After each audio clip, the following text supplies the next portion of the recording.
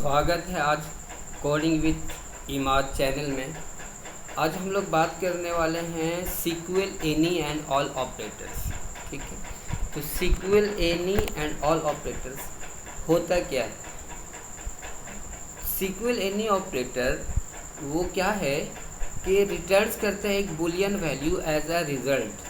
ठीक है, number 2, returns true if any of the subquery values meet the condition. ठीक है, दो कंडीशन को ये फॉलो करता है एनी ऑपरेटर। एनी ऑपरेटर क्या करता है? वो रिटर्न्स करता है boolean value as a result. ठीक है, रिटर्न्स में ट्रू करता है if any of the subquery values meet the condition. अगर कोई भी सब क्वेरी से अगर वो मैच कर जाता है तो उस केस में रिटर्न क्या करेगा? ट्रू करेगा। अगर वो मैच नहीं करता है तो वो रिटर्न फॉल्स करेगा, है ना। तो एनी ऑपरेटर हम लोग सब क्वेरी के साथ कंडीशन चेक करने के लिए यूज़ करते हैं, है ना। तो चलिए देखते हैं कंडीशन। पहले इसका देखते हैं सिंटैक्स, है ना, SQL any and all operators. तो चलिए इसका सिंटैक्स देखते हैं। सबसे पहले सिंटैक्स होता क्या है ना। तो any syntax, any operator syntax, तो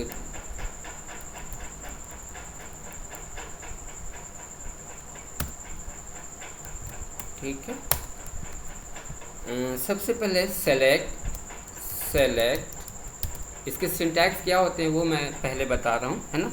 select column name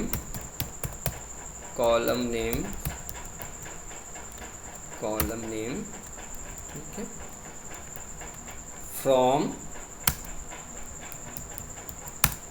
table name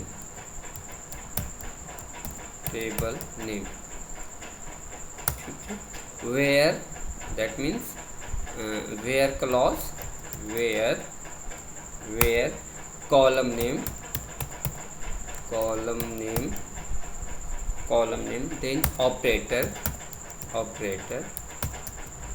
operator के बाद लगाएंगे एनी, ये जो हम लोग जिसकी बात कर रहे हैं एनी ऑपरेटर की। ठीक है, एनी देन अब इसके अंदर उसके बाद आएगा सब क्वेरी। ठीक है, सेलेक्ट क्या होगा? Column name then from table name,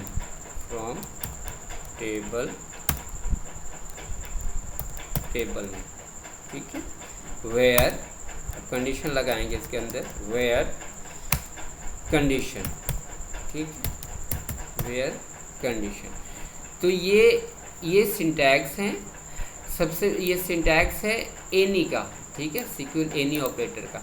सबसे पहले हम सेलेक्ट करेंगे, select column names from table name. किस टेबल से सेलेक्ट कर रहे हैं? कॉलम्स, जितने भी आप कॉलम्स चाहें वो ले सकते हैं। ठीक है, अब यहाँ हम लोग लगाएंगे where clause, where then column name then operator आप लोगों को मैं पहले बता चुका हूँ। इसके अंदर ऑपरेटर इक्वल, नॉट इक्वल, है ना, ये चीज़ें। फिर ये हम इस कॉलम के बेस पे ये ऑपरेटर का यूज़ करेंगे, तो ऑपरेटर। ठीक है, फिर ये एनी ऑपरेटर जो हमें अभी जो यूज़ करने हैं, एनी ऑपरेटर। अब ये हम लोग सब क्वेरी का इस्तेमाल करेंगे यहाँ पे इसके अंदर, ये सब क्वेरी। अब क्या होगा? एनी क्या करेगा?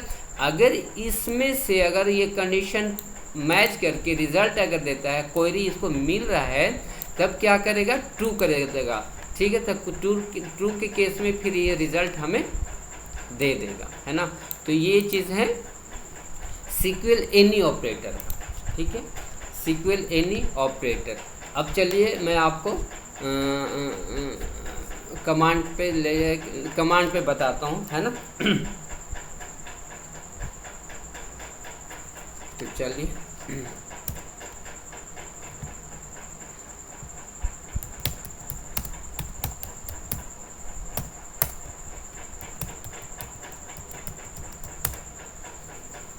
अब यहाँ देखते हैं, चेक करते हैं डेटाबेस, शो डेटाबेसेस। हमारे पास ये सारे डेटाबेस हैं, तो यूज़ करते हैं यूज़ करते हैं माई टेस्ट। डेटाबेस चेंज हो गया। अब शो टेबल्स। अब हमारे पास टेबल्स तीन टेबल्स है, एक अकाउंट है, एक कस्टमर है, एक ग्रेड है, ठीक है। अब सेलेक्ट स्टार फ्रॉम अकाउंट। पहले सारे टेबल्स का रिजल्ट देख लेते हैं कौन कौन से कॉलम्स हैं, ठीक है। ये आ गए 2 रिकॉर्ड्स है ना, 2 रिकॉर्ड्स इसके अंदर। अब देखते हैं customer. Select star from customer, ठीक है। अब हमारे पास इसके अंदर कितने रिकॉर्ड्स हैं? 9 रिकॉर्ड्स हैं, है ना, 9 रिकॉर्ड्स हैं। अब चलिए, अब चलते हैं select star from grade table. इसके अंदर 5 रिकॉर्ड्स हैं, ठीक है। तो चलिए अब देखते हैं ये किसके बेस पे यूज़ करना है हमें, है ना। तो ये अकाउंट कोड इसके अंदर है ये, और अकाउंट कोड इसके अंदर भी है, ठीक है। अब हम इस्तेमाल करेंगे सब क्वेरी का। तो चलिए एनी का यूज़ करते हैं यहाँ पे। अब हम लिखते हैं सेलेक्ट कॉलम नेम रखता हूँ मैं सपोज अकाउंट कोड ए कोड, ठीक है, A_कोड, कॉमा, और क्या करते हैं account number, comma account number, ठीक है। फ्रॉम टेबल नेम क्या है? टेबल नेम अकाउंट है ना, अकाउंट। अब क्या हम यहाँ पे इस्तेमाल करेंगे अकाउंट। अब वेयर कंडीशन लगाएंगे, वेयर कंडीशन लगाया। कॉलम नेम कौन सा रखेंगे? ए कोड, A_कोड, ठीक है, A_कोड, वेयर कॉलम नेम। अब हम यहाँ पे इस्तेमाल करेंगे ऑपरेटर इक्वल टू, ठीक है। इक्वल टू क्या है? इक्वल ऑपरेटर लगाए, ए कोड इक्वल टू। अब हम यहाँ पे इस्तेमाल करेंगे एनी का, ठीक है, एनी, ठीक है। अब हम सब क्वेरी का इस्तेमाल करेंगे यहाँ पे। सेलेक्ट कॉलम नेम हम यहाँ पे इस्तेमाल करेंगे, चूँकि अब कस्टमर टेबल से हमें यूज़ करना, ये तो अकाउंट कोड हो गया कस्टमर से, तो a code. Last name first name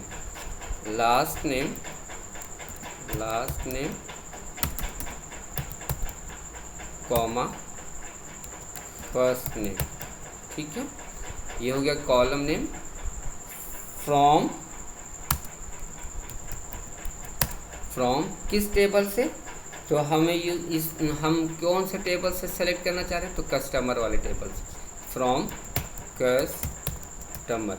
अब हम यहाँ पे वेयर क्लॉज का इस्तेमाल करेंगे, वेयर कंडीशन यहाँ पे यूज़ करेंगे। कंडीशन क्या यूज़ करेंगे कि a code is equal to account number is equal to 1002, ठीक है। अकाउंट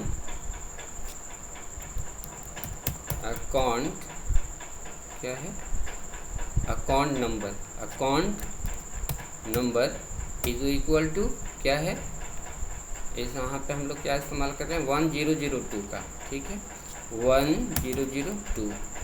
अब हमें रिज़ल्ट देने चाहिए, ये एक कोड कंडीशन मैंने लगाया, सेलेक्ट लास्ट नेम, ठीक है। अब चलिए देखते हैं रिजल्ट क्या आता है। Error, operand should contain 1 column, operand जो है should contain 1 column. Account number equal to 1002, code equal to, sorry, ये एक कोड इक्वल टू हमें यहाँ पे लिखना था ना, क्या लिखना था? Operator A is equal to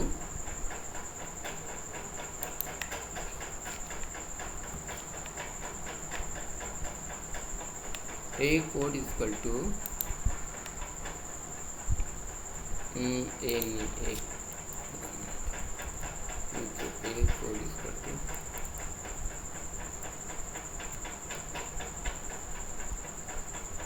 operator select